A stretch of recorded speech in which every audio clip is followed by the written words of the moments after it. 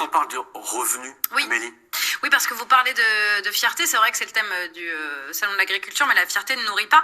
Et il y a 1 an et demi, il est vrai que lorsque les agriculteurs étaient descendus dans la rue avec leurs tracteurs, ils parlaient beaucoup de ce choc de simplification qui n'a pas eu lieu à la hauteur de leur espérance.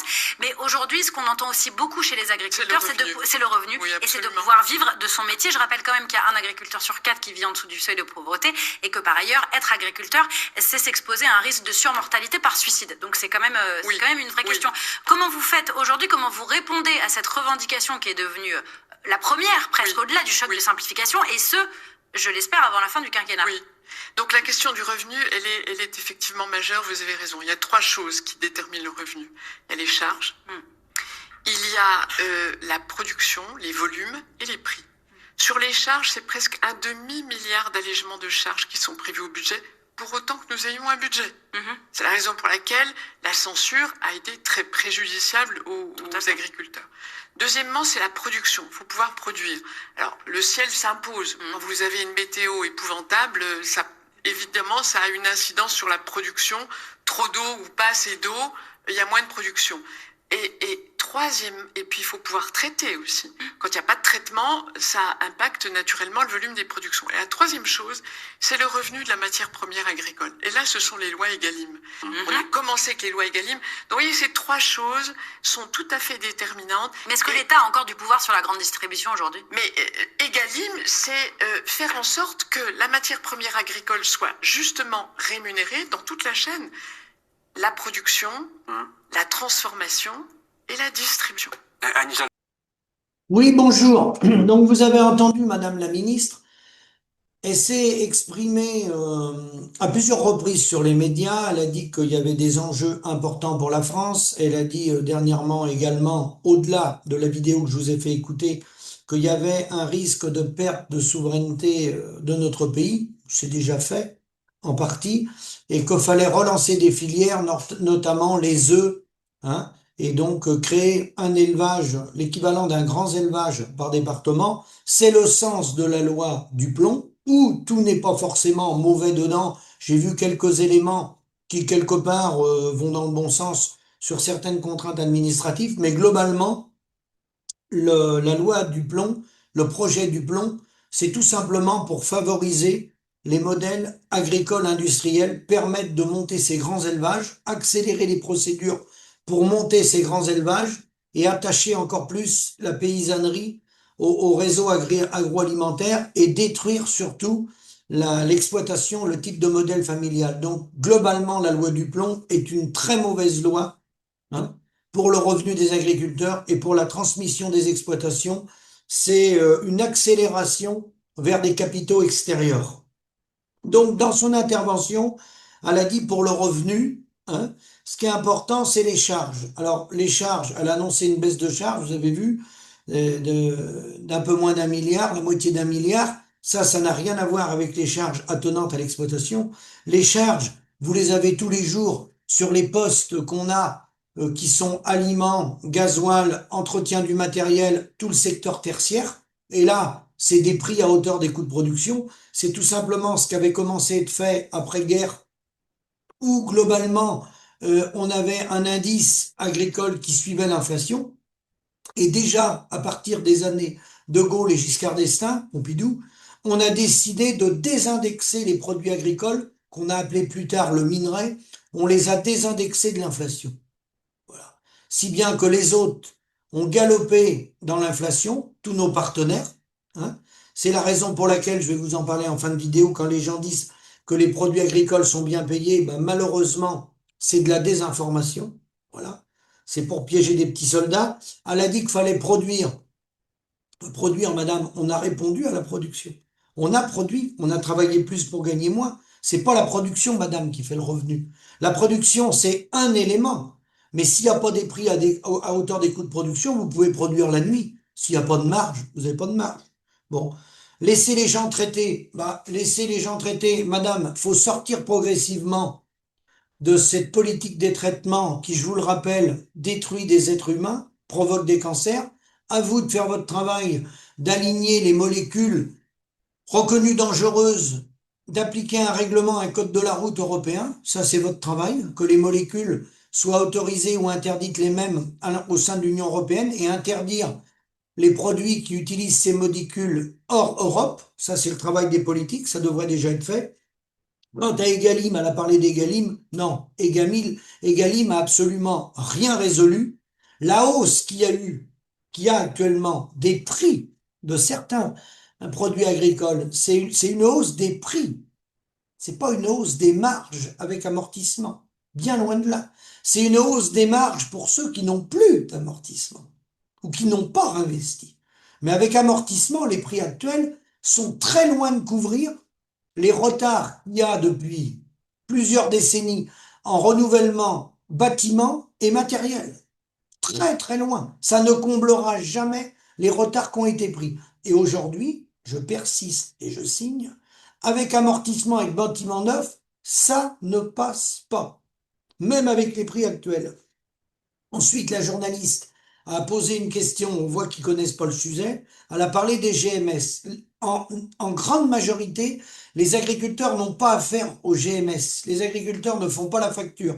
Ils ont affaire à des acheteurs privés et coopératives. Ils ont affaire à l'industrie agroalimentaire. Ils n'ont pas affaire à Michel-Édouard Leclerc. Nous, on fait pas nos factures à Super U et à Michel-Édouard Leclerc. C'est une infime minorité de gens, ça existe, des arboriculteurs, des producteurs de lait, j'en connais, qui travaillent une partie avec la grande distribution, le reste avec des collectivités et avec des consommateurs. Mais c'est une infime minorité, c'est comme les circuits courts, c'est 3% du chiffre d'affaires. Donc, voilà ce qu'a dit la ministre de l'Agriculture et ce qu'elle répète à longueur de journée. Donc, le revenu, c'est central. Il n'y a rien eu de fait pour améliorer le revenu. Le discours, il est détourné. Et malheureusement, aujourd'hui, ils veulent raccrocher des gens pour produire des œufs, pour essayer de reproduire de la viande bovine, pour essayer de produire du lait. Tous les marchands de matériel, ils vont débarquer dans vos fermes, et ceux qui ont des projets pour faire des bâtiments, ils vont vous rattacher pour 15-20 ans.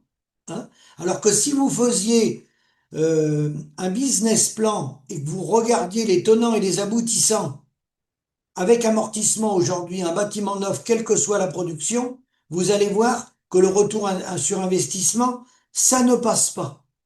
Ça ne passe pas. Donc, quand elle a parlé de problèmes climatiques, normalement, un métier digne de ce nom, ça doit se comptabiliser dans les paramètres, les aléas climatiques. Notre métier,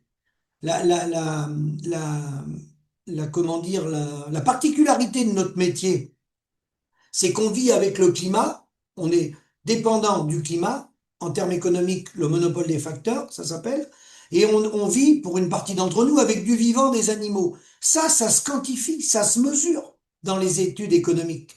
Il se calcule un taux de risque. Qui le calcule? Quelle chambre d'agriculture a calculé le taux de risque avec du vivant ou avec le climat? Ça rentre dans les coûts de production, ça. À quel moment c'est rentré dans les coûts de production? À aucun moment. D'accord? S'il y a des épidémies d'élevage, s'il y a, comme elle l'a dit, des problèmes, soit trop d'eau, soit pas assez d'eau, ce n'est pas quantifié. Ce n'est pas mis dans les études. Et puis là, ce qui s'annonce, vous êtes nombreux à m'appeler, il faut attendre encore 10-15 jours, parce que je suis en train d'essayer de finir mes foins, sur la hausse, pas des marges, la hausse des prix en viande bovine, en lait, hein, parce que la raison, c'est qu'ils trouvent plus de marchandises, c'est ça la raison, voilà. Hein, ils vont se réorganiser, rassurez-vous, mais la raison, c'est qu'ils trouvent plus de marchandises, ça va être, dans bon nombre d'exploitations, peu l'ont compris, une catastrophe. Pourquoi ça va être une catastrophe? Parce que vous n'allez pas avoir un revenu, vous allez avoir un bénéfice d'entreprise, ce qui n'est pas la même chose. Et là-dessus, vous allez être imposé autour de 43% par la mutualité sociale agricole, puisque le système fiscal est fait ainsi. Et ce bénéfice d'entreprise que la plupart d'entre vous vous laissez déclarer au comptable, eh ben vous êtes en train de vous tirer une balle. Vous n'aurez pas droit aux allocations familiales, vous n'aurez pas droit aux bourses, vous n'aurez pas droit aux aides conjoncturelles. Mieux que ça, vous allez payer des impôts sur le revenu, parce que votre comptable va déclarer un bénéfice d'entreprise. Et le bénéfice d'entreprise, est destiné à rémunérer les capitaux engagés, réinvestir, garder une marge de sécurité sur le fonctionnement de l'entreprise, donc garder un fonds de roulement, de l'argent sur le compte, et ensuite, vous faites des prélèvements privés qui s'appellent votre salaire. Mais les partenaires qui vous entourent, ceux qui travaillent au Crédit Agricole ou dans d'autres secteurs, lorsqu'ils ont un salaire, avec leur salaire, ils vont pas refaire les murs du Crédit Agricole. Ils vont pas refaire la toiture du Crédit Agricole ou la toiture de la coopérative. Lorsqu'ils versent un salaire, c'est le salaire net. Vous, là, vous parlez d'un bénéfice d'exploitation. Et tout le piège, il est là. Tout le piège, il est là. Et ça, beaucoup ne l'ont pas compris. Donc, ceux qui sont intéressés, vous m'avez contacté, je vais vous répondre en temps et en heure. Je finis le foin. Il y a toute une série déjà d'agriculteurs qui sont montés dans le wagon l'année dernière et on n'hésite pas à donner leurs coordonnées. Ils ont bien compris ce qui était en train de se passer. Voilà. Certains ont bien compris. Ceux qui n'ont pas compris, on va pas se prendre la tête à leur faire un schéma. Ceux qui se trouvent heureux à racheter, à réinvestir des tracteurs neufs pour payer de moins des ça, les gars, continuez. Continuez à vous endetter. Vous allez faire tourner les usines de tracteurs ou les fabricants de robots ou autres. Continuez, continuez. Hein, c'est pas grave. Ceux qui n'ont pas compris, on va pas se fatiguer à leur expliquer. On a d'autres chats à fouetter. Hein, on va travailler avec les gens qui ont compris les enjeux. Pourquoi on était là? Pourquoi on nous a laissé dans ce régime fiscal-là? Et quels sont les leviers possibles, ce qui n'en existe, hein, quels sont les leviers possibles avec le modèle fiscal tel qu'il a été mis en place par les gouvernants avec la FNSEA. Que la FNSEA n'a jamais demandé de révision du régime fiscal, hein, qui est en partie, pas le seul, mais c'est une épine importante. Dès qu'il y a un léger mieux, tout part dans les cotisations sociales. Tout simplement parce que le modèle n'est pas adapté à la profession agricole. Et ça, je pourrais y revenir.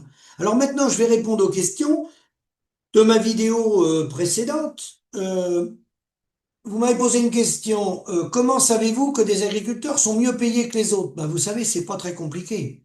Quand il y a eu les volumes de production dans les quotas laitiers et dans d'autres productions, vous savez qu'il y a des gens qui avaient des volumes, qui avaient des rallonges, et d'autres qui n'en avaient pas. Il y en a même pendant les quotas qu'on passait à travers. Vous le savez, ça. Dans tous vos départements, vous avez des exemples. Idem pour les DPU, les primes PAC. Il y en a des petits malins qui étaient au courant des lois, qui ont fait des pseudo-installations avec leur épouse ou des neveux, qui ont fait un passage dans le GEC et qui sont repartis, et ça a généré des primes PAC. Vous n'êtes pas sans le savoir, même ça. Hein, il y a des documents de ça. J'ai des copains qui ont des documents en Bretagne ou dans la Manche là-dessus. On les avait même fait voir dans des vidéos. Vous remontez en arrière. Voilà. Donc, qu'il y ait des prix différenciés, oui, moi j'ai des documents chez moi en lait. Voilà. Dans des laiteries qui font de la pub, et moi j'ai des mails de producteurs laitiers de cette même laiterie-là qui m'ont envoyé leur paye de lait. Et vous pouvez voir qu'ils ne sont pas payés le même prix. Il y a une partie du litrage qui est mieux payée chez le voisin. Alors le voisin, il va aller à la télé, hein, pas celui qui est le moins payé. Ça, c'est pas des paroles, c'est des preuves que je vais montrer à un député dans quelques jours. Un député proche du gouvernement. Il va l'avoir, le mail. Je vais lui montrer, lui. Voilà. Des paroles et des actes. Lui, il va le voir. Avec l'entête de l'entreprise. D'accord? Bon. Hein? Donc, vous m'avez dit après, il y a quelqu'un qui a mis dans les commentaires, c'est le client qui fait le marché. Non. Qui fait la facture? Nos acheteurs. L'industrie agroalimentaire. À quel moment nos interlocuteurs, les gens qui nous entourent, ils arrêtent leur entreprise? Vous savez à quel moment ils arrêtent leur entreprise? Ils arrêtent leur entreprise quand il n'y a plus d'activité. Tous les gens qui nous entourent, ils font des marges, et c'est normal. Ils font des prestations, ils font des kilomètres avec les camions, ils font des prestations de service quand c'est le tertiaire. Si c'est un vétérinaire, il fait sa facture, le comptable aussi, le marchand d'aliments, vous pouvez tous les prendre. Vous savez à quel moment ils arrêtent? Quand ils n'ont plus d'activité. Que nous, on a de l'activité. On peut travailler plus pour gagner moins. Vous savez pourquoi? Parce qu'il faut reprendre la facture. Il faut retravailler avec le consommateur et pas laisser la coopérative faire la facture. Voilà. Alors ensuite, vous m'avez dit, il y en a un qui a posé une question, je passe en viande bovine, est-ce que vous aurez plus de liberté? C'est pas moi qui a, qui a la main sur la filière viande bovine, mais moi, j'ai pas de contractualisation. Par rapport à du hors-sol ou en lait, on est contractualisé, on est engagé, d'accord? Et on peut pas changer de laiterie. Et si on part avant la fin du contrat pour aller chez un concurrent, on paye une amende. En viande bovine, c'est pas parfait. Je vais acheter les animaux que je veux. Je vais choisir des engraissés ou pas les engraisser. Je peux les acheter en maigre, les revendre en maigre. Je peux acheter des bœufs, je peux acheter des taurillons, je peux acheter des génisses, je peux faire véler, je peux ne pas faire véler, je peux vendre des veaux, je peux faire des caissettes et vendre des caissettes de viande. Évidemment, les animaux abattus, il faut que je passe par l'abattoir. On est bien d'accord. Là, d'accord. Mais je peux faire du commerce de maigre et j'ai pas besoin de passer par Bigard. Et j'ai pas de contrat.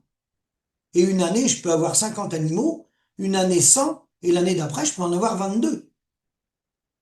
J'ai pas dit que c'était la poule aux œufs d'or, mais on est beaucoup moins attaché, d'où l'intérêt en viande bovine. Surtout, n'acceptez jamais la contractualisation. La contractualisation vendue par la FNSEA, c'est attacher les producteurs de viande comme on est attaché dans le hors-sol et dans le lait. C'est des contrats d'engagement sans prix, puisque dans ce métier, on a des contrats d'engagement sans prix. Voilà. On démarre une année, hein, où on investit sur 20 ans avec des bâtiments sans prix. C'est ça la réalité. Et ceux qui disent qu'aujourd'hui les prix sont élevés, ils sont élevés par rapport à quoi? Par rapport à quoi? D'accord? Quand vous dites qu'il faut des documents, ben des documents, moi j'ai un ami qui fait les plans d'eau, qui travaille dans le TP, il fait le même plan d'eau que moi actuellement pour 3 agriculteurs. D'accord? J'ai un plan d'eau d'1 hectare. Je vais arrondir, il m'a compté 19 000 et des poussières. Je vais arrondir à 20 000 euros. Il a été fait l'été 1990. Le même plan d'eau aujourd'hui, c'est multiplié par 6. D'accord? Le même plan d'eau que j'ai chez moi aujourd'hui, multiplié par 6. Vous trouvez que les veaux, ils sont chers? Vous trouvez que les vaches de réforme, elles sont chères? Vous trouvez que les cochons, vous trouvez que le lait, il est cher? Et un plan d'eau, c'est multiplié par 6. Et c'est pas rare dans tous les autres domaines. Vous prenez le prix d'un tracteur, et ça vous paraît normal. Ça vous paraît normal que les corps de ferme, il n'est pas pu se renouveler, que les bâtiments ont énormément vieilli, il n'y a pas eu de renouvellement, ainsi que les parcs matériels, ainsi que le matériel en leasing, ainsi que le matériel en coopérative, ça s'appelle les CUMA. Ça vous paraît normal. Pendant que les autres acteurs autour de nous, ils amortissent entre 5 et 7 ans. Et ça vous paraît normal. Ben moi, ça me paraît anormal. Voilà. Et je pense que tant qu'on ne saura pas dissocier, tant qu'on ne saura pas dire la vérité, tant qu'on ne saura pas dissocier le coût du capital de la rémunération du travail, on va raconter beaucoup d'histoires, beaucoup de mensonges. On va faire croire à des gens, croire à des gens qui vont gagner de l'argent. Ils vont se traîner avec un capital à amortir lourd, avec des rentabilités lentes, proches de 0,1%. Il n'y a pas que moi qui le dis, Arnaud Rousseau l'a dit. Le retour sur investissement, il est de proche de 0 ou 1%. Arnaud Rousseau l'a dit. J'invente rien. Il l'a dit lui-même. C'est des investissements lourds avec peu de retour sur investissement. Donc, autant dire la vérité, le problème majeur qu'on a, on sait produire, hein, on sait produire, avec traitement ou sans traitement, on sait produire. Il y a des productions qui n'utilisent pas de phytosanitaires, et elles sont en crise exactement comme les autres, voire pire que les autres d'ailleurs. On sait produire, simplement, aujourd'hui, pour avoir de la main-d'œuvre dans nos exploitations, il faut rémunérer les gens autour de 2 200 € net, les salariés. Donc l'exploitant, lui, qui a investi, faut qu'il tourne autour de 4 000 euros. Entre 3 et 4 000 euros, 3 000, c'est le bas de l'échelle, parce que ça veut dire qu'il aura 1 000 euros de plus que son employé. Voilà de quoi il s'agit. De revoir la chaîne de valeur et de revoir le modèle, ainsi que la fiscalité. Donc, je vous donne rendez-vous dans 8-10 jours pour tous ceux qui m'ont envoyé des mails. Je m'occupe de vous par rapport à la mutualité sociale agricole parce que heureusement il existe des leviers, mais le plus grand des leviers, ça serait que le gouvernement il change le modèle fiscal. Ça serait encore plus simple.